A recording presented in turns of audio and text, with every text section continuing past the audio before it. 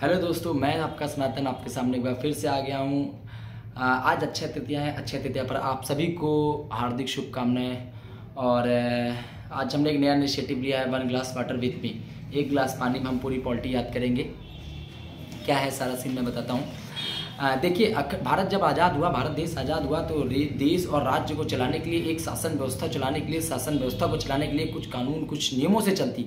तो उसको चलाने के लिए हमारे कॉन्स्टिट्यूशन, भारतीय संविधान का निर्माण हुआ। भारतीय संविधान बनाने में हमको 2 साल 11 माह 18 दिन लगे, जिसको भीमराव अम्बेडकर जी ने बनाया था। और 26 नवंबर 1949 को ये बन गया था। 26 जनवरी 1950 को यह अडॉप्ट किया गया, जिसको हम लोग गणतंत्र दिवस व रिपब्लिक डे के रूप में मनाते हैं।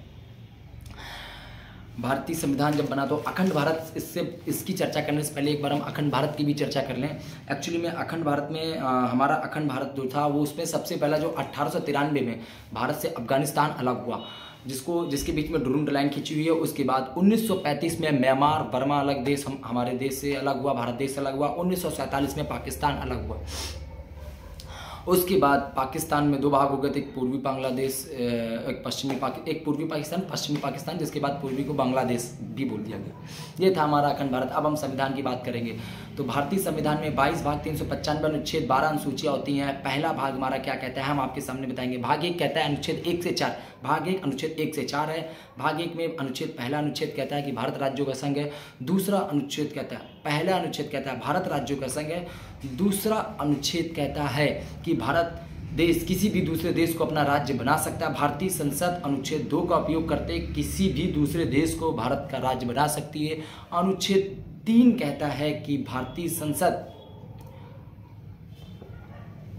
अनुच्छेद 3 कहता है कि भारतीय संसद किसी भी राज्य की सीमा परिवर्तन या नाम परिवर्तन कर सकती है। जैसा आप लोग ने देखा होगा, नवंबर महीने में हमारे छत्तीसगढ़, झारखंड और उत्तराखंड, ये 3 देश, हमारे 3 प्रदेश, झारखंड, छत्तीसगढ़, उत्तराखंड, ये हमारे 3 प्रदेश, हमारे प्रदेश में इनकी सीमा में परिवर्तन हुआ था। उत्तराखंड पहले उत्तर प्रदेश में आता था, अब उत्तराखंड एक अलग स्टेट बन गया। तो और अब आया अनुच्छेद 4। अनुच्छेद 4 क्या कहता है? अनुच्छेद 4 कहता है जिस समय संसद, भारतीय संसद अनुच्छेद 2 और 3 का यूज़ कर रही होगी, उपयोग कर रही होगी, तो उनकी नैतिक जिम्मेदारी है। अनुच्छेद 4 के अंदर राष्ट्रपति की नैतिक जिम्मेदारी है कि उस 2-3 का सही तरह से उपयोग हो। एक बार फिर से रिकैप करते हैं। भारतीय संविधान में 395 अनुच्छेद, 22 भाग, 12 अनुसूचियाँ होती हैं। भाग 1 के अंदर अनुच्छेद 1 से 4 आते हैं। पहला अनुच्छेद कहता है कि भारत राज्यों का संघ है।